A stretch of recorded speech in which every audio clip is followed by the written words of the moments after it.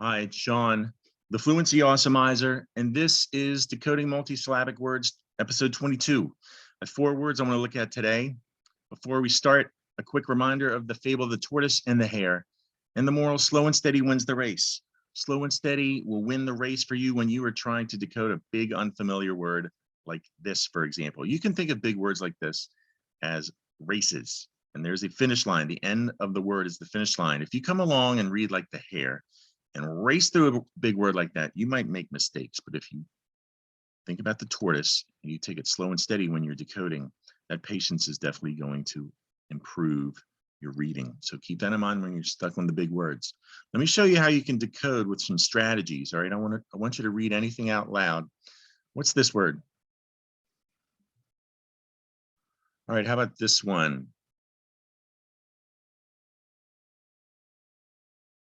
All right, if you might still be working on it, I'm going to move on and show you how you can decode quicker.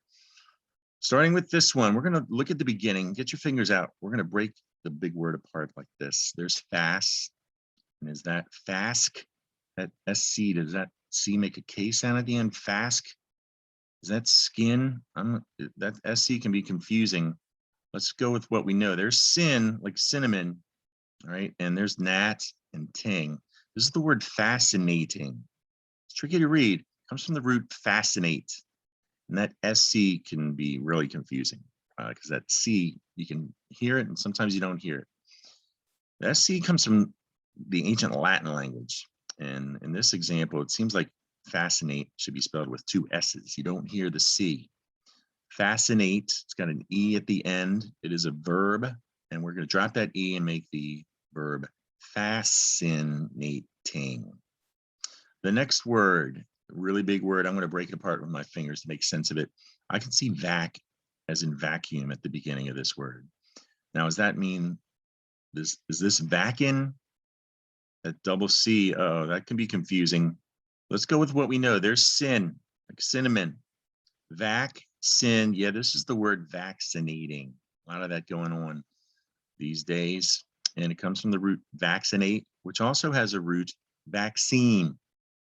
And the tricky part about all of these words is that double C consonant pair, which also goes back to the Latin language. Vaccine seems like it should be spelled with an X. And vaccine, the curious thing about that word is it has to do with cows. It's Latin for anything doing that has to do with cows. Isn't that interesting? So vaccine has an E. We're going to turn that into vaccinate, adding ATE at the end, and we're going to drop that E off of vaccinate to add ing and make the verb vaccinating. All right, 2 more words. Read them out loud. What's this? How about this?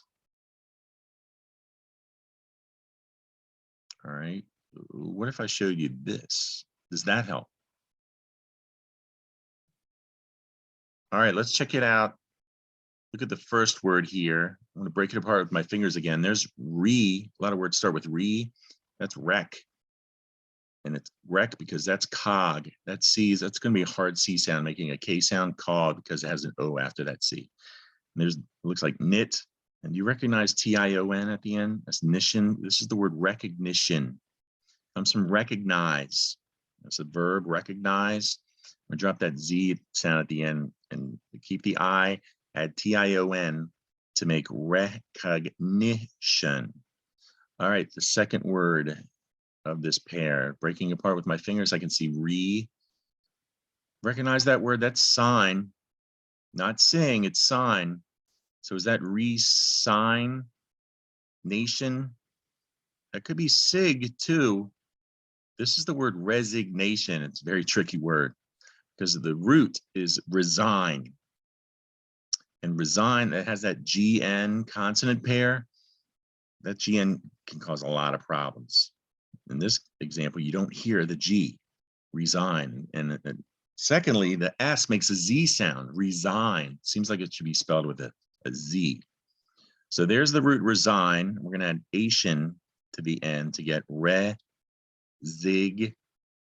We hear the G now, resig. It was silent before, resignation. All right, that's it for today's video. Subscribe to my YouTube channel or follow me on Facebook for lots more videos like this to help you with decoding. And if you go to my Facebook page, in my photos, there's an album, Timeline Photos. And in that album, there is a huge pile of reading challenges like these that you can come back to over and over again to help you with decoding and awesomize your fluency. All right, I hope you enjoyed today's video. Search the Fluency Awesomizer to get to Facebook or YouTube. Come back and see me soon. Bye.